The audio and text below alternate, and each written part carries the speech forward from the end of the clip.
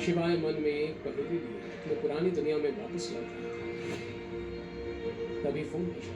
Call Indus group के दिनेश सिंह का था। जैसे जैसे फोन पर बात आगे बढ़ती थी वैसे वैसे शिवाय के चेहरे पर भाव भी बदलने लगे।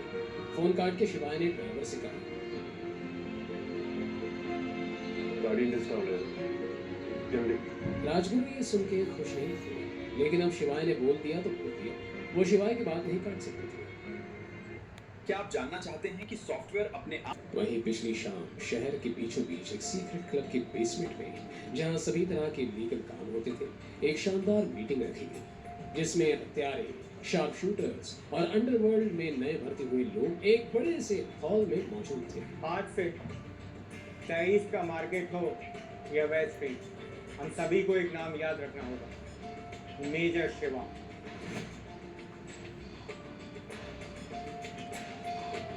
अब क्योंकि मेजर ने फिर से आने का फैसला किया है तो हमें अपने मतभेद त्याग कर उनका स्वागत करना चाहिए। भूलिएगा मत, मेजर ने जो हम सब लोगों के लिए किया है। मीटिंग शुरू पर टेबल बजाकर सभी ने इस बात का समर्थन भी किया। पीछे खड़े दो नए किलर्स दागा और तेजा थोड़े कंफ्यूज थे। तो कौन है? इसके बातें हो रही है, तू जानता है क्या? ना बिल्कुल नहीं, वो देख हेडशॉट बेटा है, चल उससे पूछते।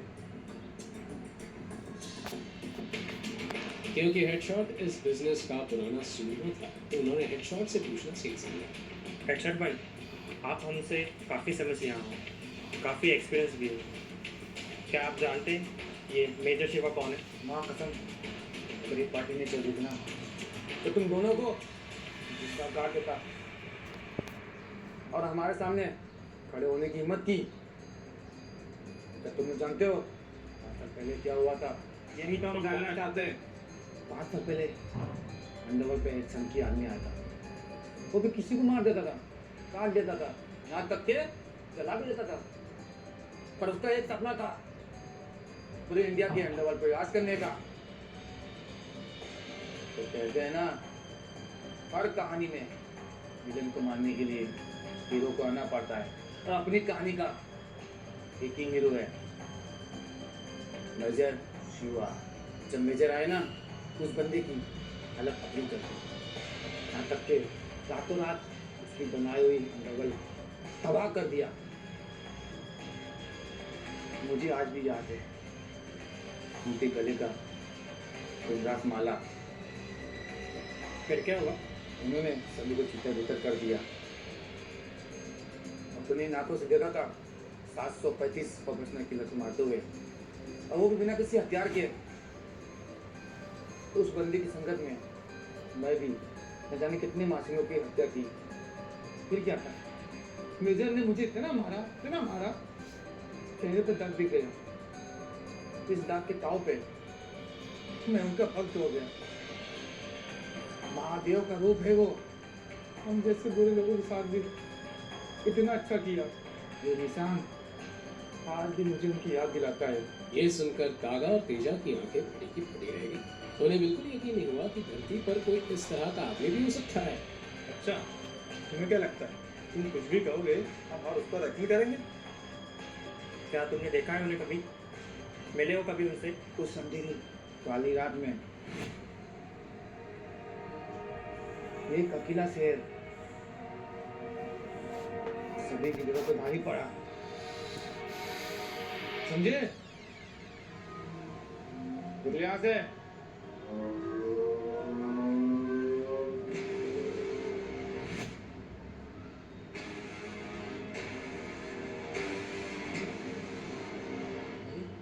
मालिक,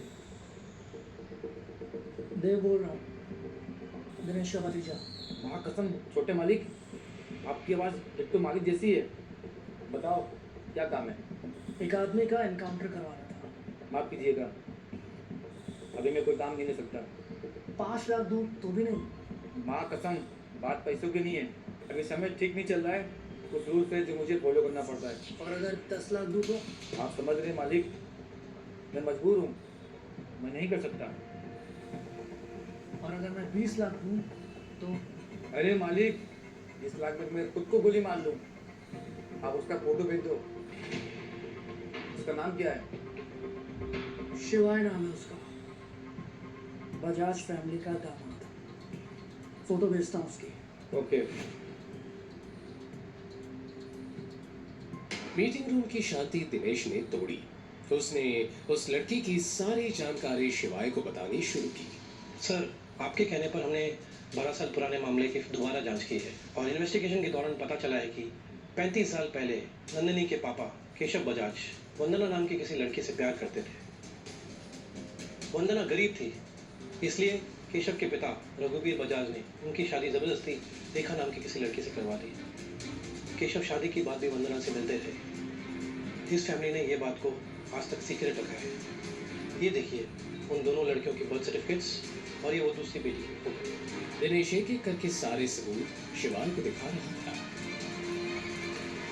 अंधविश्वास और अंधा प्यार कितना खतरनाक होता है, आज ये बात शिवाय समझ चुका था। नंदिनी के दादाजी पर किए गए अंधविश्वास ने ही शिवाय से उसका सब कुछ छीन लिया था। उन्होंने ही सफाई से शिवाय को कन्विंस कर लिया था कि 12 साल पहले वो जिससे मिला था वो नंदिनी ही थी। वहीं दूसरी तरफ नंदिनी काफी परेशान थी, क्योंकि जब वो कोर्ट से लौट रही थी तो उसके सामने से लग्जरी कार्स निकली थी। उसे पूरा यकीन था कि उसने उन गाड़ियों में शिवाय को देखा था।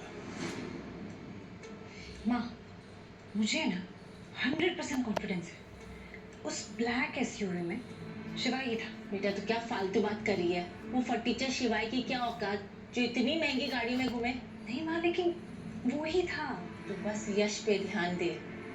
उसकी कंपनी का कॉन्ट्रैक्ट अगर इंडस ग्रुप के साथ हो गया तो बस हम उसके पैसों से ऐश करें। नंदिनी को भी रेखा की बात सही लगी। उसने अपना मूड ठीक किया। शिवाय ने फोटो देखते ही चौंक कर उसे कस कर पकड़ लिया, मानो बरसों से भटकती उसकी रूह को अचानक ठिकाना मिल गया हो। उसकी आंखें तस्वीर पर जमी थी, दिल बेकाबू धड़क रहा था। ये वही लड़की थी जिसे उसने कभी अपना सब कुछ मान लिया था। ये तो वही लड़की है जो मेरे साथ थे। कहीं बजाज परिवार की नाजायज बेटी तो नहीं? और इन दोनों बहनों की शक्लें एक जैसी क्यों हैं? जी सर, ये वही नाजायज बेटी अवंतिका है। इसे जन्म देते ही वंदना जी की डेथ हो गई थी और नंदिनी के साथ आपकी शादी से पहले ही इनके दादाजी ने अवंतिका को हॉस्टल भेज दिया ताकि वो आपके सामने ना आ सके। अवंतिका को 12 साल पहले आप चाइल्ड ट्रैफिकिंग के दौरान ही मिले थे। 12 साल! बस ये सुनते ही शिवाय का अतीत उसकी आंखों के सामने आ गया।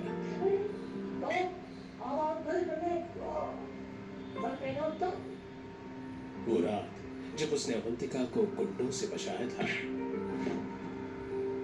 वो पल जब उसने उसकी मासूम आंखों में अपना पूरा भविष्य देख लिया था, वो पहली नजर का प्यार जो दोनों को हो गया था।